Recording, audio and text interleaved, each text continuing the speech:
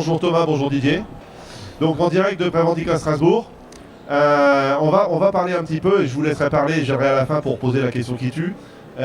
Pourquoi on dit aujourd'hui qu'un échafaudage thermobâché pourrait servir de confinement? C'est un point. Deuxièmement, combien de pots faudrait-il mettre et qui prend la responsabilité de mettre des pots pour faire un vrai confinement à l'intérieur d'un échafaudage thermobâché? Donc nous, Thermoprotect, on pose du film thermorétractable pour faire des isolements dans le cadre de l'amiante, dans le cadre du plomb, dans le cadre de toute forme de travaux générant de la poussière.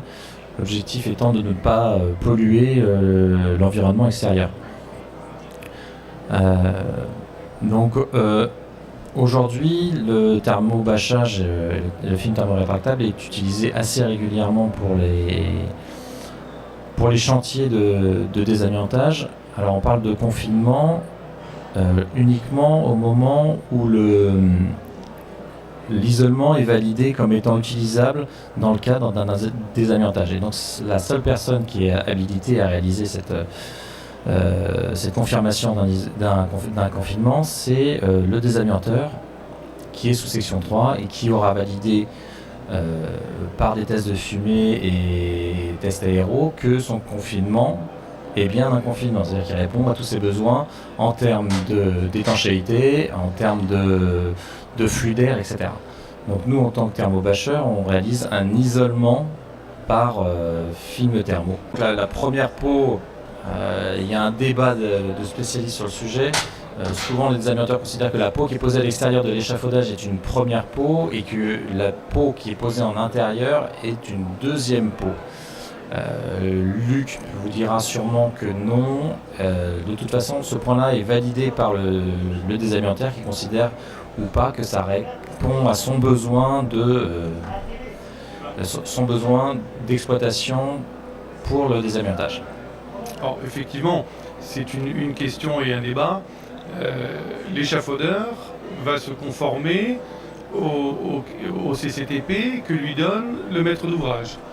Sur le CCTP, il va être prévu de mettre une simple peau ou une double peau en fonction des quantités d'amiante, des quantités de fibres. Donc c'est pas obligatoirement le désamianteur qui décide. Il peut avoir un avis technique sur la problématique et apporter des solutions. Encore faut-il apporter la preuve que cela fonctionne. Mais c'est sur le principe, ni l'échafaudeur ni l'isoleur qui va déterminer si c'est une simple peau ou une double peau. Sachant d'autant plus que derrière, retirer les pots, c'est dans le cadre du plan de retrait d'un désamianteur. Donc en tant que thermobâcheur, on n'est pas habilité à démonter un film qui aurait été exposé à de l'amiante. C'est donc dans le cadre du plan de retrait qui est à la charge du désamianteur. Et c'est pour ça que c'est lui qui définit s'il a besoin d'une première, d'une deuxième peau, et ce qui est d'une deuxième peau, ce qui est un confinement.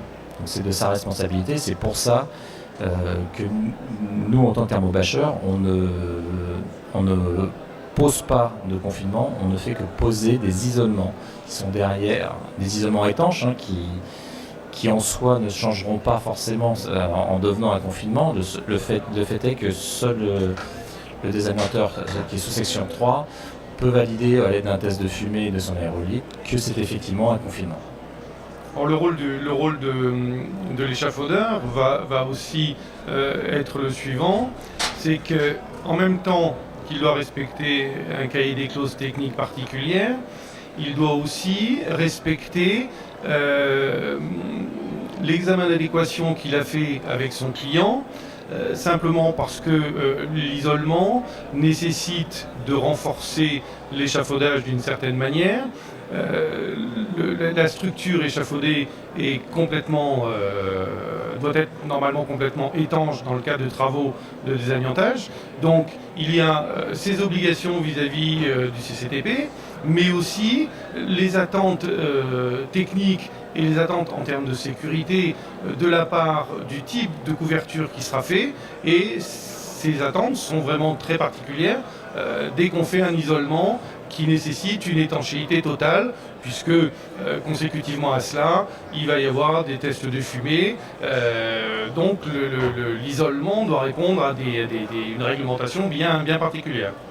Et quand on parle de contraintes au niveau du montage de l'échafaudage et de la résistance de l'échafaudage, et il y a une problématique qui est liée au fait de poser du film thermorétractable dessus, parce qu'il y a une portée au vent qui est très importante, donc il faut que l'échafaudage soit calculé en fonction de cette portée au vent, et en plus en fonction aussi de la puissance de rétraction du film thermo, c'est-à-dire que la structure échafaudage doit pouvoir résister à cette pression. Donc tout ça, c'est de la responsabilité de l'échafaudeur qui, dans ses notes de calcul, doit prendre en compte la pose d'un film thermo dessus et la pression qu'il posera sur sa structure.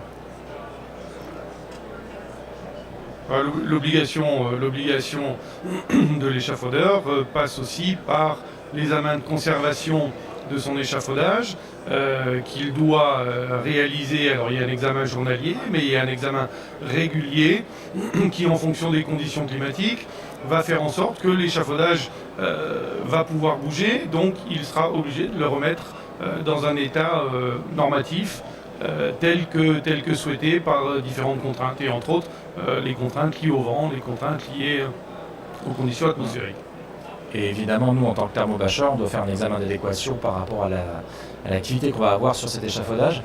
Et donc, des paliers de travail tous les 2 mètres pour travailler en sécurité, etc. C'est des choses qu'on voit en général régulièrement avec les échafaudeurs. Puisque nous, on a une utilisation particulière de l'échafaudage, vu qu'on va le couvrir de manière intégrale dans des zones où il n'y aura pas forcément de postes de travail. Et donc, on doit avoir des accès en sécurité, au moins d'un plancher simple, pour pouvoir tirer et manipuler le film. J'ai 2 questions. Est-ce que ce sera réglé un jour par un texte précis? Est-ce qu'il faudra une notice technique pour régler vraiment la question définitivement et que ça puisse être enseigné? On a les centres d'information qui sont en sous-section 3. Et en fait, en sous-section 4 aussi, on peut être amené à faire des échafaudages, des protections, des isolements de zones de travail, des confinements. Même en sous-section 4, on est capable de le faire. Donc ça échappe effectivement le désamianteur, c'est pour tout type d'intervention. On le voit puisque justement sur cette photo diaporama qui est derrière. Alors c'est les photos préillustrées, donc c'est pas Thermorotec qui l'a fait, on tient à le dire. Par contre, Thermorotec avait effectivement postulé parce qu'ils sont capables de le faire. Alors sur cette photo, on voit effectivement que la charpente est classée monument historique, donc il fallait faire très attention, on ne pouvait pas faire n'importe quoi avant. Et la question qui était posée juste effectivement là dans le public, c'est de dire mais en fait sur cette photo, c'est pas un confinement, on ne peut pas travailler derrière, il n'y a pas quel espace. Ben non, il n'y avait pas grand chose, il y a peut-être 50 cm. Le but c'était pas faire un confinement pour travailler, mais là c'est vraiment un confinement, c'est pour protéger le temps d'apprendre une mesure. Ça a duré 4 ans.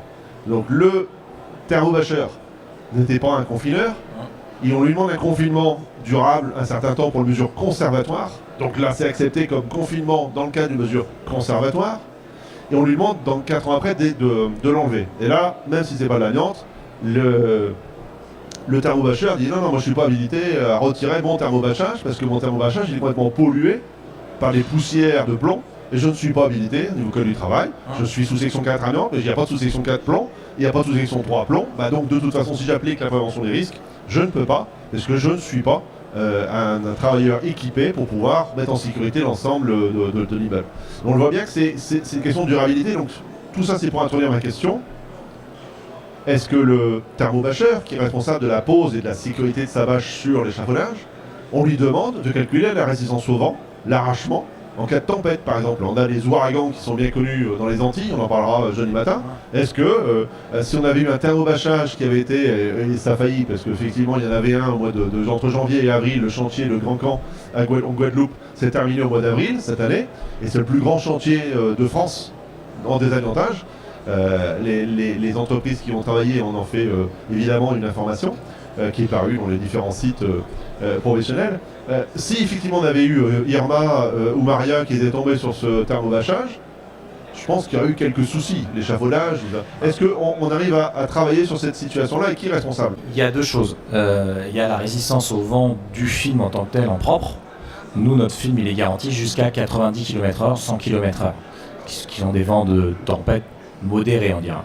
Pour les tempêtes lourdes, notre film, de manière générale, a résisté des vitesses de vent beaucoup plus importantes, jusqu'à 180 km/h.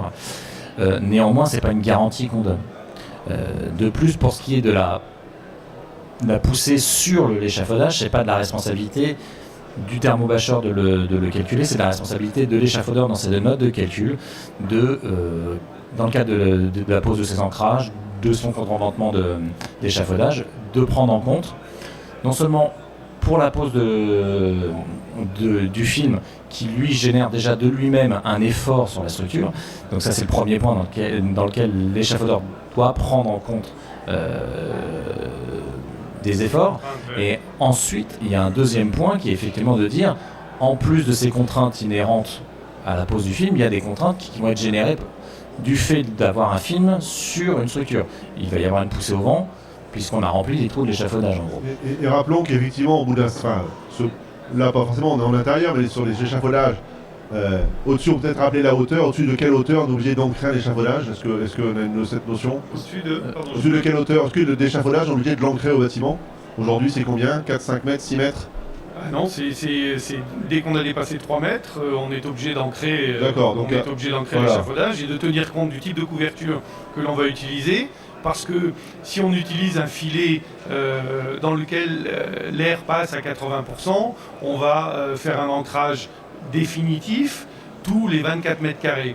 Si on commence à utiliser des bâches ou des films thermorétractables, on va pousser le nombre d'ancrages, on va les descendre plutôt jusqu'à entre 4 et 7 mètres carrés par ancrage. D'accord. Parce que les contraintes sont tellement importantes qu'il faut que l'échafaudage tienne. Voilà, donc en dehors du fait de pouvoir détruire l'échafaudage ou arracher l'échafaudage, c'est aussi toucher au bâtiment.